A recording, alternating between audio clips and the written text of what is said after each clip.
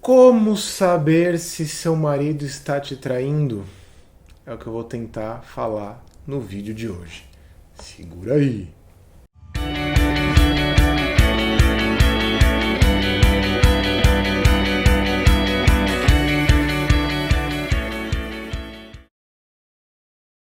Olha, eu primeiro preciso começar a fazer uma ressalva. Eu gravei esse vídeo porque é uma coisa que eu ouço muito o tempo todo das pessoas me pedindo esse tipo de assunto. Eu confesso que eu não gosto exatamente desse tipo de conteúdo porque ele normalmente passa por generalizações, então um comportamento que pode existir num relacionamento, num casal, ele pode ser indício de que isso está acontecendo, ou pode ser só um fator isolado que não tem nada a ver. Mas ao mesmo tempo, eu acho interessante dar algumas pistas de coisas que podem ajudar a localizar alguém que está com essa desconfiança. Eu não gosto muito, às vezes, de falar desse tipo de temática desse jeito, porque eu já falei sobre a minha opinião sobre traição, o que eu penso, mas ao mesmo tempo muitas pessoas me pedem para falar sobre esse tipo de coisa, então eu acho que é bom dar algumas pistas aí. Mas volto a dizer, essas características não são definidoras de nada. Não seja uma pessoa tosca nesse sentido. É só para você de repente entender, talvez você não seja tão louca. Tá? Característica número 1, distanciamento. Distanciamento, em tese, é uma coisa que você pode viver num relacionamento amoroso qualquer. Qualquer relacionamento pode passar por uma fase de distanciamento, e aí você tem um distanciamento, depois você tem uma reconexão. Isso é comum no relacionamento de longa duração. O problema é quando um distanciamento que ele é meio gélido e ele dura muito tempo. O que eu chamo de muito tempo? Mais de 3 meses você começa a desconfiar, 6 meses você já começa a achar bem esquisito, um ano eu já tenho a sensação de que você meio que cada um tá vivendo num mundo paralelo e aí é uma coisa meio difícil, meio problemática. Mas é esse tipo de distanciamento meio congelante. Essa é uma das características. Quando seu parceiro parece ser tá meio sempre meio dividido, meio ambivalente, parece que ele tá meio alegre, meio triste simultaneamente algumas coisas, é como se o coração da pessoa tivesse dividido. Então, ela gosta daquilo que ela está vivendo, mas ao mesmo tempo ela fica triste porque ela também não queria estar vivendo aquilo, ela queria estar vivendo outra coisa. Então essa ambivalência emocional, isso é sutil de perceber, né? Então não é uma coisa que você consegue olhar porque você não está dentro da outra pessoa. Mas às vezes você vê um sorriso meio amarelo numa data de, sei lá, do relacionamento, de casamentos e tal, você vê que a pessoa fica meio tem um pesar, sendo que deveria ser um dia de alegria, ou quando vocês vão sair para jantar, é uma coisa meio esquisita, parece que tem uma certa superficialidade, quer dizer, é um negócio bom, mas fica uma coisa meio fria, meio indiferente. Então, aí você já começa já a acender um alarme. Quando a pessoa começa a ter compromissos extras com muita frequência, não é que tem trabalhos que exigem esse tipo de coisa, né? Então quem trabalha com os mercados muito malucos, que trabalha até mais tarde, vira à noite, o diabo vai me odiar, vou me odiar ouvindo eu falar esse tipo de coisa, como se isso fosse agora, né? Sua parceira vai ficar em cima de você. Não é isso. Mas para pessoas que têm um tipo de trabalho que parece que o tempo todo tem um chorinho, uma puxada, uma reunião à noite, fora de hora. Eu sei que as pessoas traem em qualquer hora do dia, né? À tarde, no horário de almoço, é um dos horários que as pessoas mais traem, né? Procuram amante, garota de programa, porque é horário que não tem perigo, vamos dizer assim, porque ninguém vai ficar desconfiando.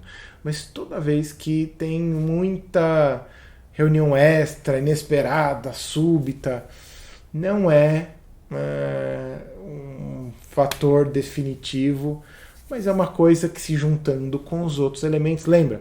É uma coisa juntando com a outra, uma coisa juntando com a outra. Fatos isolados não querem dizer nada, mas uma coisa juntando com a outra, a pista vai esquentando um pouco mais. Não tem jeito. Rede social, as pessoas estão, Instagram, Facebook, WhatsApp, essas coisas. Mensagens estranhas, curtidas estranhas. Pode não parecer, mas assim podem ter indícios. Podem ser coisas que as pessoas podem desconfiar, parar para pensar, ficar na dúvida, ver o que é, o que não é. Eu não costumo dar tanto valor muito a isso, né? Mas acho às vezes que é meio paranoia de muitas pessoas, mas não costuma. Mas quando tem, a gente vai vendo o histórico e sabe que já vinha indícios nesse sentido. Às vezes quando a pessoa não tem rede social, você às vezes até estranha porque não tem rede social, porque, sei lá, tem redes sociais secretas, uns fake, um perfil fake para poder navegar onde quiser. Então, não é uma coisa certeira, mas às vezes você consegue ter alguns indícios meio toscos por aí. Volto a dizer, não estou alimentando paranoia, mas são coisas para se pensar. Quando vai falar sobre traição, possibilidade de traição, a pessoa desconversa, muda de assunto, fica meio aflita, quer dar excessivas explicações a respeito de tudo. Volto a dizer, quem está falando a verdade, porque não está traindo, pode ficar meio indignado, né? Dói, né? Você não está traindo, de repente você é acusado de traição. Mas normalmente a pessoa, quando não está traindo e ela é acusada de traição, o que costuma acontecer? Ela reforça os laços que ela tem. Horas. Ela vai se dar conta, caramba, se a pessoa está desconfiando que eu estou traindo, então quer dizer que eu estou sendo negligente com alguma coisa, estou sendo meio bostão, né? Então deixa eu reforçar, refazer os tratos de união, de conexão, e eu passo a ter um comportamento mais adequado, mais amoroso, mais dedicado. Às vezes a pessoa está, sei lá, presa, louca na cabeça dela, e de repente ela vai e começa a se aprumar um pouco mais. Né? Acontece, às vezes, você fica displicente com o relacionamento. Mas quando a pessoa está traindo, ela fica, parece que ela parece que tá louca em torno daquilo, vira uma coisa meio insana, porque a culpa no cartório às vezes faz ela ficar meio defensiva. Né? O sexo é um dos termômetros de um relacionamento que está em crise, e às vezes quando está rolando uma traição também ele acaba passando por abalos. Então, ou é aquela ausência de sexo, que a pessoa está sempre cansada, com trabalho, cansada, trabalho, cansada. E ela. Ou é um sexo meio.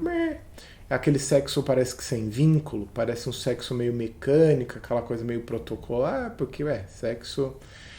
Tem um amigo que diz que sexo é que nem pizza, até quando é ruim, é bom. Então. A pessoa está ali tendo uma vida sexual ativa, mas isso não quer dizer que ela está inteira naquele processo. E quando isso se estende por muito tempo, você já começa a desconfiar que a alegria sexual da pessoa pode estar em outro lugar. Tem os caras que são meio esquisitos, que são meio... Eles vão passar a recorrer à masturbação, pornografia, e fica meio que viciado nisso. Mas tem outros que, na verdade, vão estar buscando a vivacidade da vida sexual dele em outros lugares, em outros carnavais. Tem uma coisa sutil que acontece quando a pessoa está meio que nesse lance de traição.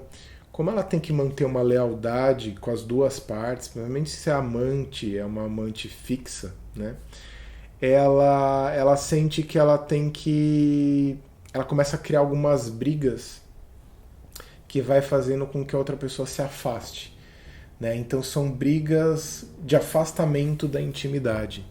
Então são brigas, não são conscientemente feitas desse jeito, mas são brigas estratégicas para que o casal não se aproxime muito mais.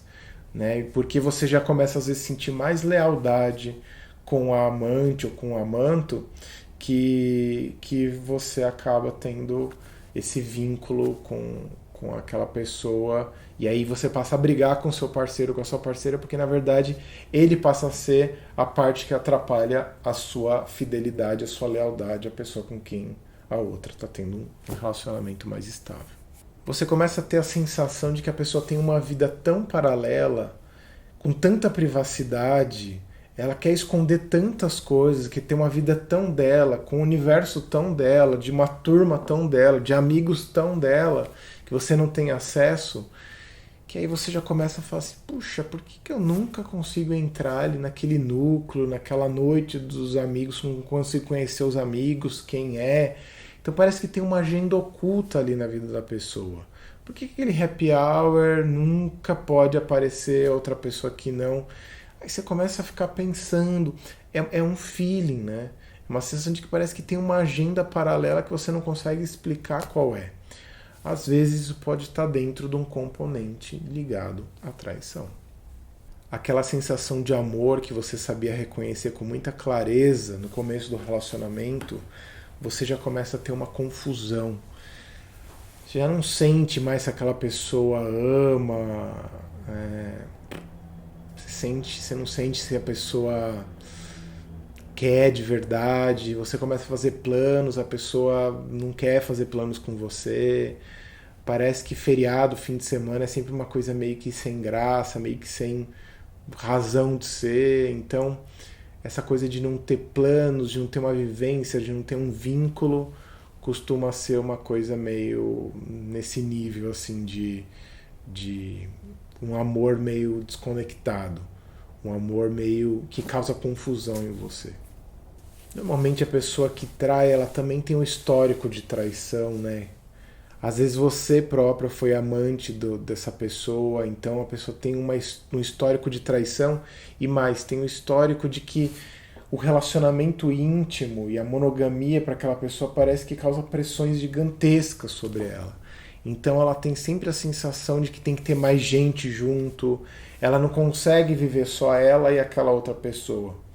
Tem sempre que ter um casal de amigos, uma galera, uma turma, todo mundo meio que junto para poder compartilhar da vida, porque a vida a dois parece que nunca se resume a duas pessoas, então é mais uma das pistas.